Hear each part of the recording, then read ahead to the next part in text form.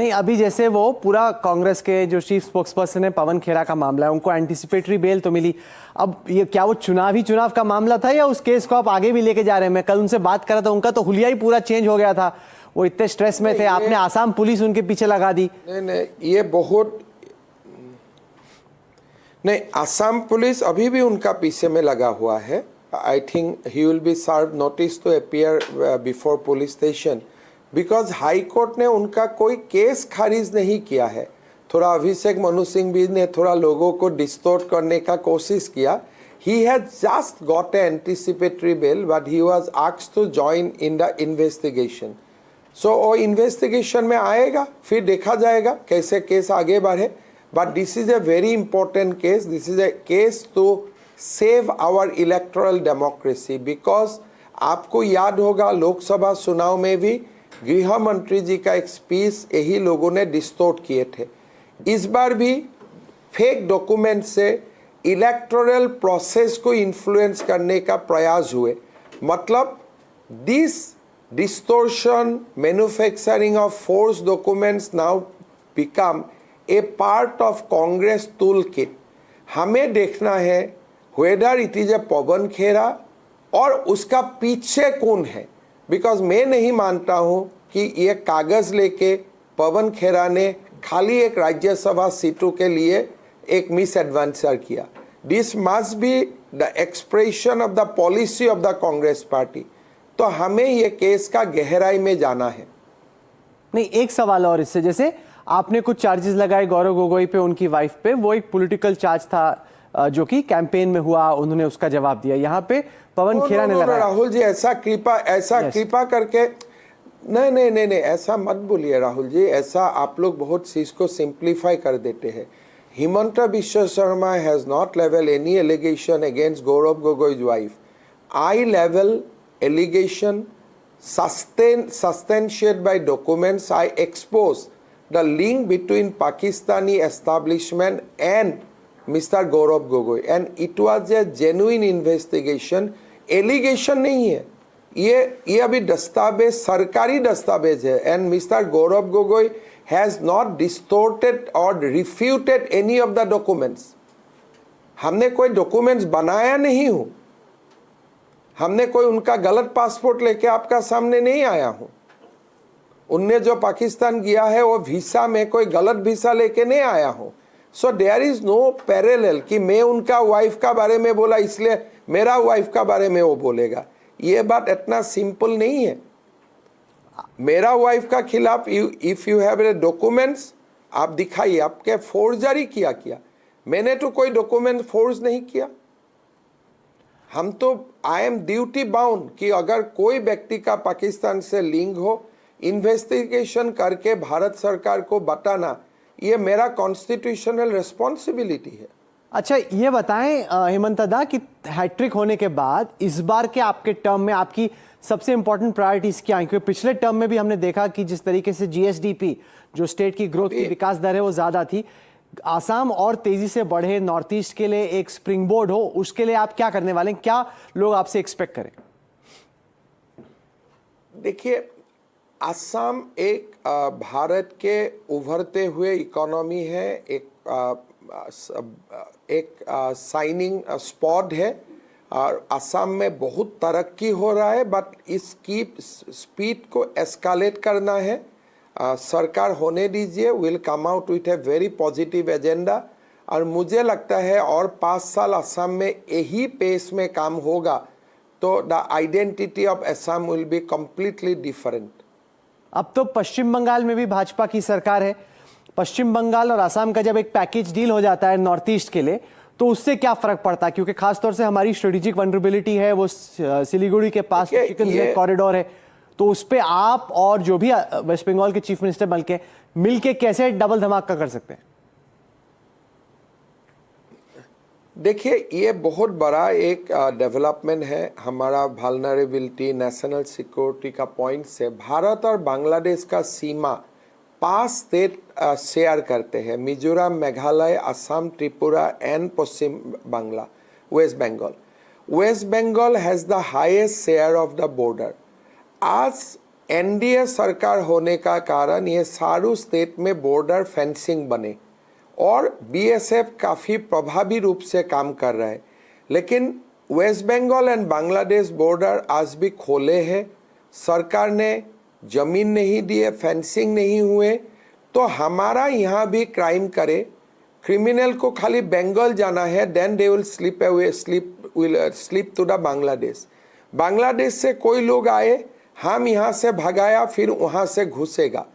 तो that was a very very critical gaps जो waste Bengal Bangladesh का बीच में रहा है।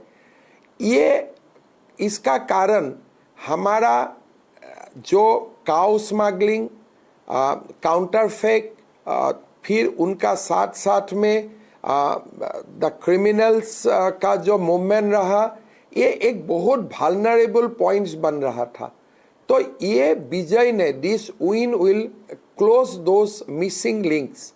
साथ में जो सेकेंड नेक का वल्नरेबिलिटी है उसमें भी हमें काम करने का मौका मिलेगा। सो मेरा लगता है it was very important for the nation कि मिजोरम, मेघालय, त्रिपुरा, असम और वेस्ट बंगाल एक कोहेरेंटली काम करे to secure our border with Bangladesh.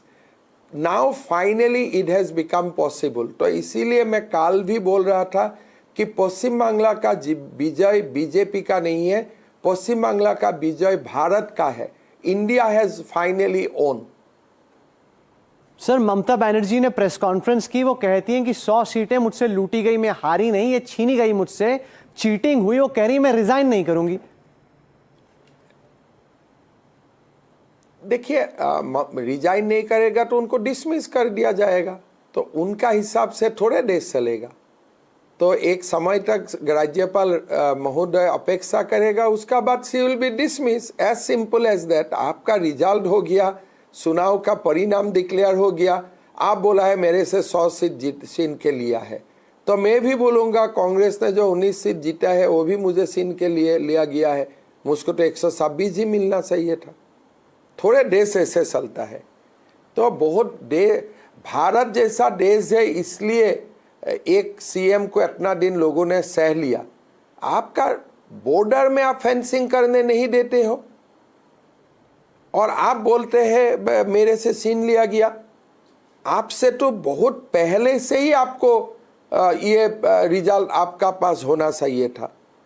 पश्चिम बंगाल का लोगों ने आपको बहुत दिए और आज आप उन्होंने बीजेपी को मैंडेट दिया, बोला है मैंने रिजाइन नहीं करूंगा। जैसे आपका रिजाइन करे ना करने का ऊपर समाज चलेगा। नहीं, उनका चार्ज है कि Individual cannot election be commission का bigger than the misuse society. किया गया, एसआईआर के जरिए डिलीशन जैसे हुए ताकि टीएमसी के कैंडिडेट्स को और उनकी पार्टी को चोट पहुंचे, कि तंत्र एक तरीके से ईसी और बीजेपी ने मिल के चुनाव लड़ा। ये उनका ये कहाँ गारंटी है? नहीं, राहुल जी, एसआईआर होना, Supreme Court has mandated the SIR.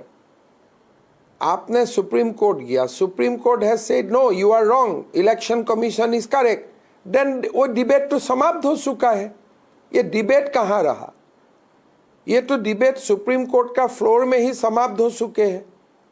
SIR किया इसलिए मैंने हार गया। अरे एसआईआर में जिसका नाम काटे गए हैं सब नाम आपका खाता में दे दो, फिर भी आप जीत रहे हैं क्या? नहीं, गैप ऐसे क्यों आप बोलते हैं? आपके हिसाब से गैप कैसे ज्यादा है? नहीं, आपका वोट शेयर गैप बहुत ज्यादा है। अगर एसआईआर के सारे वोट्स भी जोड़ दो तब भी तृणमूल नहीं जीतती।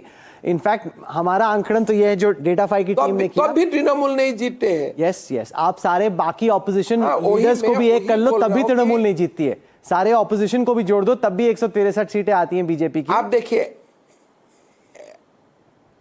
नहीं, एसआईआर में मरे हुए लोगों का नाम काटे, एसआईआर ने 2 जगह में जिसका नाम थे उसका नाम काटे।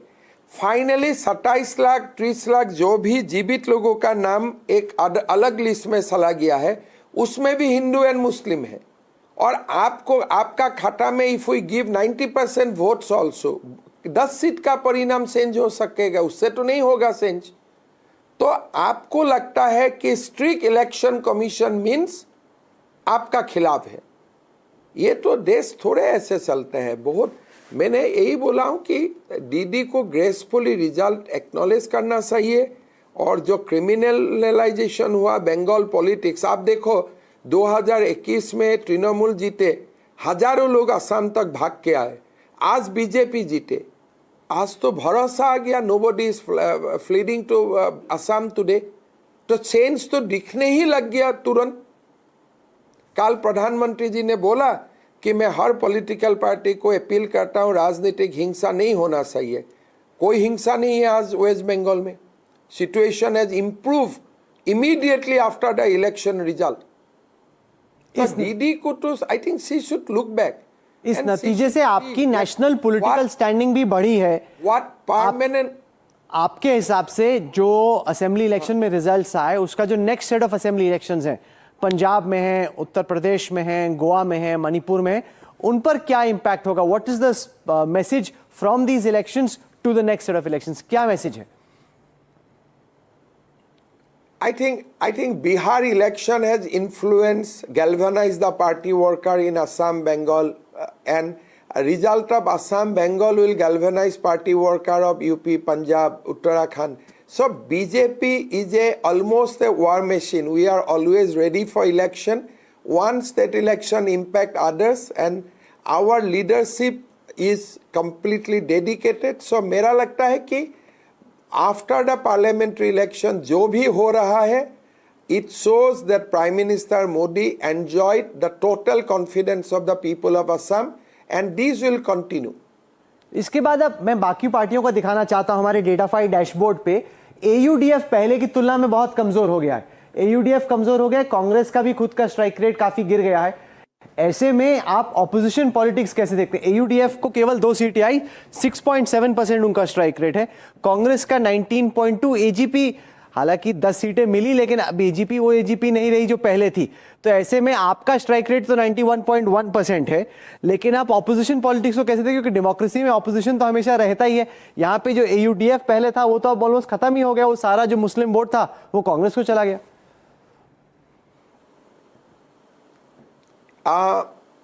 अभी that opposition space will be occupied by the people who migrated from Bangladesh. Basically, we call Bangladeshi Muslim.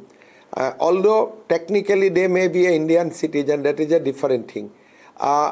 And there will be a vacuum in the opposition so far as Assam is concerned, but there will be will encourage our MLAs to take up the issues of the people, and our MLAs will raise those issues and will work in a manner so that people doesn't feel the absence of opposition in the assembly. Okay, I've lost that line for a moment with Hemantada. Hemantada, आपको आवाज आ रही है मेरी? I just want to show you a couple of more things while I get that line back with Hemanta Biswa Sarma. I want to show you a few more things. If you look at Upper Assam, which used to be the bastion of the Congress when Tarun Gogoi and even before that, now the Congress is reduced to just 2 seats, down 7 from the 21 elections.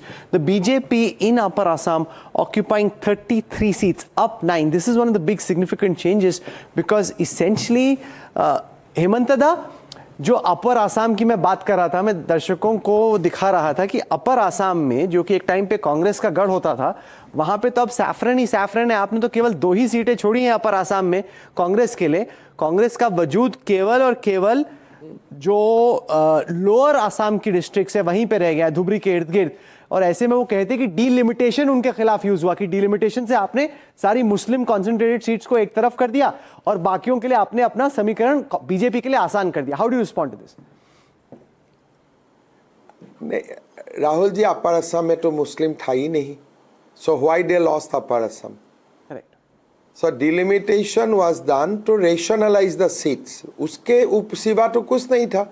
अगर delimitation का effect होते थे तब अपर असम में भी उसको दिखाई देना चाहिए था, बिकॉज अपर असम में तो कोई मुस्लिम बहुल जगह था ही नहीं, वहां में भी डिलिमिटेशन हुआ, फिर भी तो कांग्रेस वहां में भी तो नहीं जीते।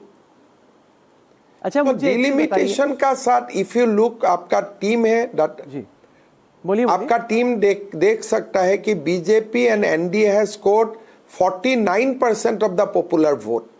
तो हमें सीट ही नहीं बढ़े, हमारा वोट भी बढ़े अप टू 50%।